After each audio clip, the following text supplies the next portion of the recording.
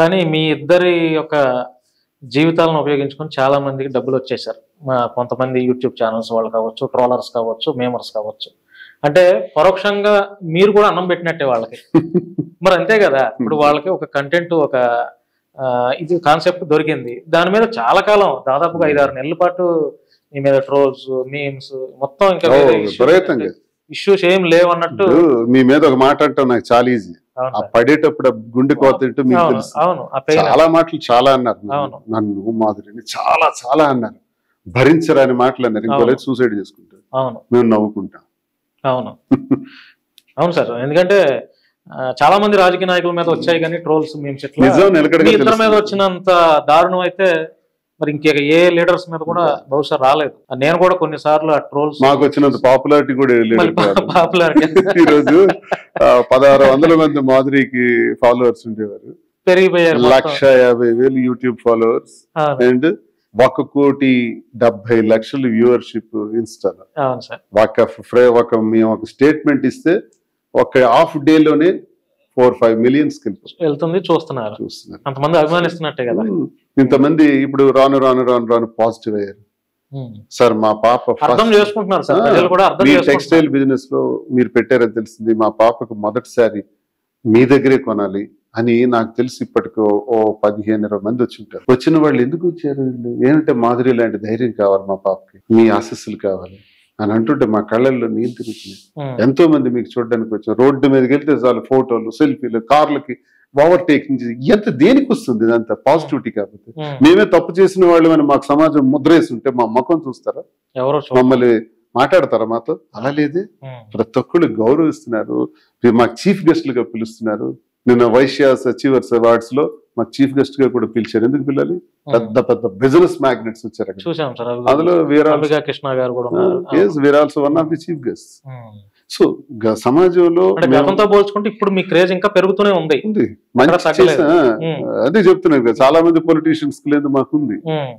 ఎవడో ఏదో అనుకోవచ్చు, మాధురి గారు అనుకోవచ్చు. మాధురిదే. నేను ఒక్కడైతే ఏమంటారు, సిద్ధవాడు శ్రీనివాస్ గట్టిగా మాట్లాడతాడు అంతే.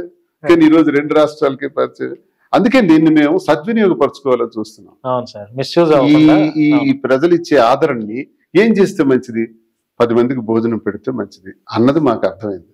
అందుకే భోజనం పెట్టాలి అంటే మనం ఏదో ఒకటి చెయ్యాలి. Live and let live. రూపాయి మేము సంపాదించాలి, ₹1 అందరికి ఖర్చు పెట్టాలి. ఒక 60-70 పైసలు ఖర్చు పెడితే మిగతాదంతా మేము బ్రతకాలి. ఇదే అనుకుంటున్నాం, ఇదే జరుగుతుంది. సార్ ఫుల్ టైం ఇక్కడే ఉంటున్నారు కాబట్టి బిజినెస్ పేరుతో తెలంగాణ పాలిటిక్స్ లోకి వెళ్ళాలని ఆలోచన ఏమైనా వస్తుందా? నేను లేదండి, అక్కడ కాన్స్టిట్యున్సీకి వెళ్తున్నాను. 3 రోజులు అక్కడ, 3 రోజులు ఇక్కడ. అలా నేను పెట్టుకున్నాను. తెలంగాణలో మేము కేవలం బిజినెస్ చేయడానికి వచ్చాం తప్ప సార్ రాజకీయాలు అన్నది మాకు ఇక్కడ. కాకపోతే మాధురికి చాలా మంది పెద్దలు కాంటాక్ట్ చేశారు నాతో కూడా. ఆమెకు తెలంగాణ రాజకీయాల్లో యాక్టివ్ గా ఉంటారు సార్, మీరు ఎలా చేయండి. ఆమె మంచి వాయిస్ ఉంది, పాపులారిటీ ఉంది, బిజినెస్ లో కూడా ఇప్పుడిప్పుడే రంగంలో బాగున్నారు. మాకు తెలంగాణలో బాగా టాక్ ఉంది. మా పార్టీలో ఆమెకి పెట్టండి, మా పార్టీలో పెట్టండి. చాలా పెద్దలు ఈ మధ్య కాంటాక్ట్ చేస్తున్నారు. లేదండి మేము కేవలం బిజినెస్ పరంగా వచ్చాం సార్, అందరూ మాకు ఒకటేంది, ఇక్కడ ఎవరితో సంబంధం లేదు, ఆల్ ఆర్ ఈక్వల్, మేము అందరికీ సమానం పోతాం, మా పాలిటిక్స్ ఏమైనా ఆంధ్రాలో ఉంటాయని చెప్పడం జరుగుతుంది. అంటే సార్ ఇప్పుడు నేను ఒక మాట అంటాను సార్, అది ఎవరో ఎట్లా అర్థం చేసుకుంటారు నాకైతే తెలియదు. కానీ ఒక కవిత గారు, ఒక వైఎస్ షర్మిల గారు, మాధురి గారు అని నాకు అనిపిస్తుంది సార్. ఎందుకంటే షర్మిల గారు చాలా డేరింగ్ డాషింగ్ ఉమెన్, కవిత గారు చాలా కలవకుంట కవిత గారు అట్లా వాళ్ళిద్దరిని చూసినట్టు ఉంటది. అంటే మాధురి గారు కూడా గట్స్, ఆ డేరింగ్, ఏ సమాధానం ఎవరు అడిగినా కూడా, ఏ ప్రశ్న అడిగినా కూడా అవలేలగా సమాధానం చెప్పే ఆ గట్స్. అంటే ఏ సబ్జెక్ట్ చూసుకున్నా కూడా అందులో ఆవిడకి ఆ జ్ఞానం ఉంది. నేను చాలా ఇంటర్వ్యూస్ చూసాం ఇవి, మీకంటే కూడా ఆవిడ పవర్ఫుల్ గా కనపడుతున్నారు. ఎందుకంటే ఇది మరి పొగడతాం అనుకుంటారో లేకపోతే, అంటే నేను వాస్తవం చెప్పానని నేను అనుకుంటున్నాను. మరి ఈ వీడియో చూసిన తర్వాత వీడియో ఎట్లా పొగుడుతున్నాడు అని చెప్పి ఎవరన్నా అనుకున్నా కూడా నాకు అనిపించింది, నేను చెప్తున్నాను సార్. ఎందుకంటే ఆవిడని చూస్తే అలా అనిపిస్తుంది నాకు. చాలా గట్స్, చాలా డేరింగ్ గా ఉన్నారు.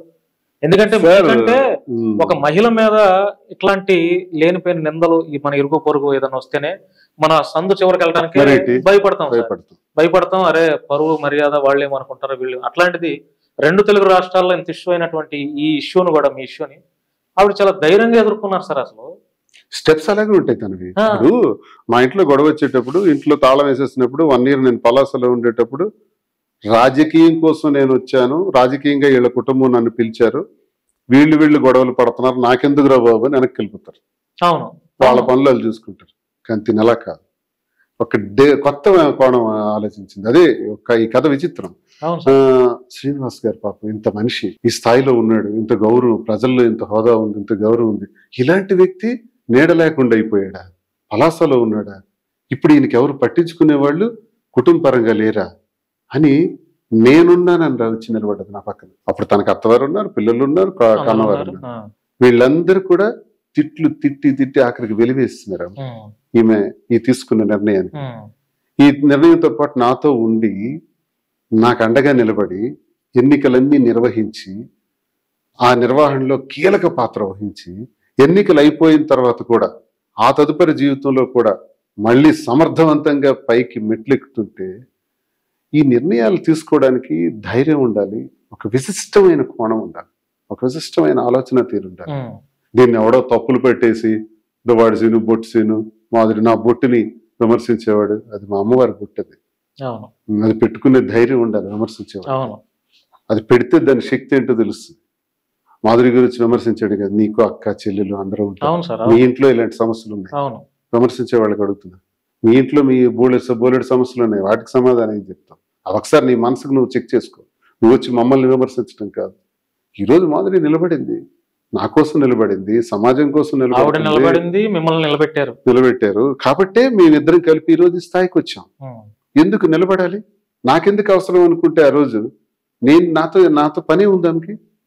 దీన్ని తప్పుడు రిలేషన్స్ కట్టి, తప్పుడు లింకులు పెట్టి, మీమ్స్ తయారు చేసి రకరకాలుగా దుష్ప్రచారం చేసుకుంటే అది వాళ్ళ కర్మ. మేమేంటో కాలమే నిర్ణయిస్తుంది.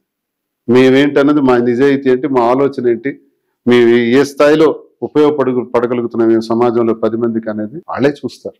కంగారు పడాల్సిన పని లేదు. సార్, ఫైనల్ గా వైసీపీకి మీరేమైనా చెప్పాలనుకుంటున్నారా? వైసీపీ కావచ్చు, పార్టీ అధిష్టానాన్ని కావచ్చు, కూటమి ముఖ్యమంత్రిగా ఉన్నటువంటి చంద్రబాబు గారికి, ఈ 2 పార్టీల వారికి దువ్వాడ శ్రీనివాస్ గారు ఏం చెప్తారు? వైసీపీలో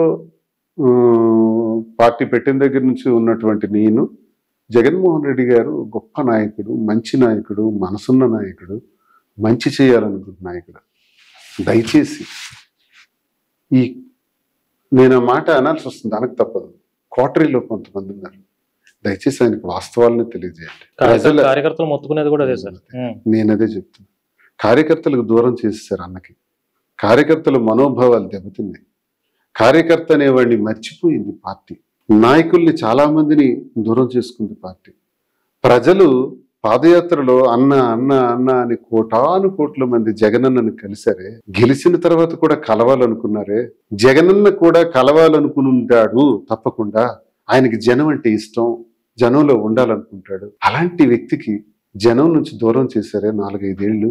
అంటే మన వాటమికి కారణాలు మనమే తప్ప శత్రువు కాదే నేను గ్రహించింది. నేననేది ఏంటంటే, ఇకనైనా సరే అన్నని కాపాడుకోండి. ఆయన అవసరం కోట్ల మంది ప్రజలకి. ఎవరైతే కోటరీ నాయకులుగా ఉన్నారో వాళ్ళు అన్నని వాస్తవాలు చెప్తే చాలు ఆయన గ్రహించుకోగలుగుతారు. అన్నకు ఆ శక్తి ఉంది. జగనన్నను కాపాడుకోవాల్సిన అవసరం మనందరికీ ఉందన్నది నా అభిప్రాయం. అందులో నేను ఒకడిని. బహిష్కరించబడినా సరే నా మనసు అదే చెప్తుంది, పార్టీ శ్రేయస్ కోసం అనేది చెప్తున్నాను. ఉన్నవాళ్ళు దయచేసి అది ఆలోచించాలి. లేనిపోని ఈర్ష్య, అసూయలు, ద్వేషాలు, ఈగోస్ పెట్టుకొని దయచేసి ఆయన్ని ఇబ్బంది పెట్టొద్దని నేను ఆయనకు దగ్గరుండేవాళ్ళు నేను కోరుతున్నాను. ఆ దగ్గరుండే వాళ్ళు చేసే ప్రమాదాల వల్లే ఈ చుట్టుపక్కల ఈ ప్రమాదాలు జరుగుతున్నాయి. బయట పెద్ద విస్ఫోటనమే జరిగిపోతుంది. పార్టీకి సంబంధించి ఇదే నా అభిప్రాయం. కూటమి అంటే వీళ్ళు ముగ్గురు కలిసి, అంటే బీజేపీ ఇందులో పెద్ద ఇది స్థానం లేదు, వాళ్ళ సహకారం వీళ్ళు పొందుతున్నారు తప్ప బీజేపీ గురించి నేను ఇక్కడ మాట్లాడదలుచుకోలేదు. కూటమిలో భాగస్వామి అయినప్పటికీ కూడా. కానీ ఈ చంద్రబాబు నాయుడు గారు, పవన్ కళ్యాణ్ గారు ప్రజలకు చాలా చెప్పారు. సూపర్ 6 కాదు, 148 పైచీలకు వాగ్దానాలు ఇచ్చారు. అది ఈ రోజు వరకు అమలు చేయట్లేదు. కనీసం బడ్జెట్ లో పెట్టలేదు. 2 బడ్జెట్లు ఆల్రెడీ పూర్తయిపోయినాయి. ఏం చెప్పదలుచుకుంటున్నారు? ప్రజలకు ఏం చేయాలనుకుంటున్నారు? మీరు చెప్పిన వాగ్దానాలను అమలు చేస్తారా చేయరా? అసలు మీరు క్లారిటీగా చెప్పండి. ఇదే విధానం జరిగితే చరిత్రహీనంగా మరి మిగిలిపోవడం తప్పదు. ఎన్నాళ్ళు కదా, ఆల్రెడీ ఒక ఏడాది ముగిసిపోయింది, మరొక 4 ఏళ్ళు. ఈ ఏడాదిలో అరెస్టులు, జైళ్ళు, కక్షలు, కార్పణ్యాలు ఇవే పెట్టుకుంటే ఇది కాదు, ఇది ప్రజా జీవితం. దీనివల్ల నష్టమే జరుగుతుంది అన్నది నా అభిప్రాయం. దయచేసి ఒక తటస్థుడిగా నేను తెలియజేస్తున్నాను, మంచి చేయండి. అమరావతి అన్నారు, దాన్ని పూర్తి చేయండి. కేంద్రం నుంచి నిధులు తెచ్చుకునే అవకాశం మీకు చాలా ఎక్కువ ఉంది. ఇటువంటి స్టేట్ నాకు తెలిసి ఇవి ఆంధ్రప్రదేశ్ రాష్ట్ర చరిత్రలో ఇంత సపోర్టు, కేంద్ర ప్రభుత్వం ఇచ్చినటువంటి సపోర్టు, ఇంత సపోర్టు రావటం నేను ఎప్పుడు కళ్ళారా చూడలే. ఇదే మొదటిసారి నేను చూస్తున్నాను. మోదీ గారు ఆయన చెప్పే విధానాలు కానీ, ఆంధ్రప్రదేశ్ పైన ఆయన చూపించిన ప్రేమాభిమానాలు కానీ, ఆయన ఆడినటువంటి మాటలు కానీ, ఆయన అన్ని రకాలకు కూడా ప్రోత్సహిస్తున్నారు. ఎందుకు మనం ఉపయోగించుకోలేకపోతున్నాం? ఎందుకు సమయాన్ని వృధా చేస్తున్నాం? ఇది పవన్ కళ్యాణ్ గారు కూడా, చంద్రబాబు నాయుడు గారు కానీ, లోకేష్ గారు కానీ తగదేమో అనిపిస్తుంది. ఇలాంటి టైం వేస్ట్ పనులు ఇవన్నీ చేసుకోవద్దు. ఎవడైనా తప్పు చేస్తుంటే జనమే పక్కన పెడతారు, మనమెవరని శిక్షించడానికి? న్యాయస్థానాలు ఉన్నాయి, చూసుకుంటాయి. మీరు పరిపాలన మీద దృష్టి పెట్టండి. సమయం ఇప్పుడే తినేసినారు, 360 రోజులు అయిపోయింది, ఇంకా మీరు దృష్టి పెట్టాలి అని నేను కోరుకుంటున్నాను. Right sir, thank you sir, మీ యొక్క విలువైన సమయాన్ని మాకు కేటాయించారు. సో ఇది ఎమ్మెల్సీ దువ్వాడ శ్రీనివాస్ గారి మనసులో ఉన్నటువంటి కొన్ని ప్రశ్నలకి ఆయనతో సమాధానం చెప్పించే ప్రయత్నం చేశాను. ఇలాంటి లీడర్ని మరి వైఎస్ఆర్సీపీ దూరం చేసుకుంటే టెక్కల్ నియోజకవర్గంలో మరొక బలమైనటువంటి లీడర్ దొరకడేమో అని నా అభిప్రాయం. ధన్యవాదాలండి. Thank you.